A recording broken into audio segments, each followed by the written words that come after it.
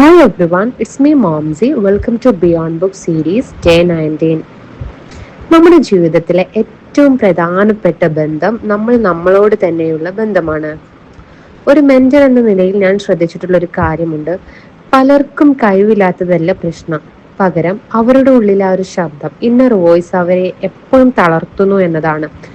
Self talk എന്നാൽ വെറുതെ കണ്ണാടിയിൽ നോക്കി പുകഴ്ത്തുക എന്നതല്ല, മറിച്ച് ഒരു തെറ്റ് സംഭവിക്കുമ്പോൾ നമ്മളെ തന്നെ കുറ്റപ്പെടുത്തുന്നതിന് പകരം ഒരു നല്ല സുഹൃത്തിനോട് സംസാരിക്കുന്നത് പോലെ നമ്മളോട് സംസാരിക്കുക എന്നതാണ്.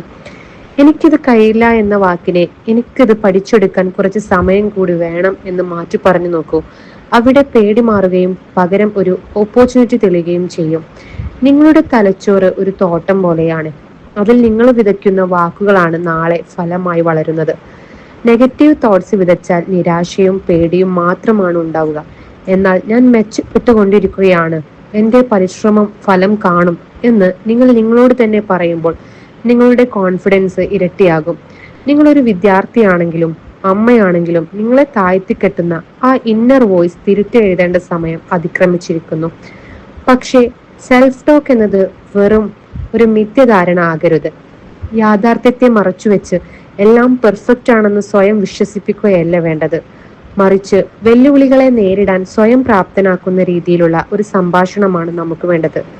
തോൽവികൾ ഉണ്ടാകുമ്പോൾ അത് അവസാനമല്ലെന്നും അതൊരു പാഠമാണെന്നും സ്വയം പറഞ്ഞു ബോധ്യപ്പെടുത്തുക.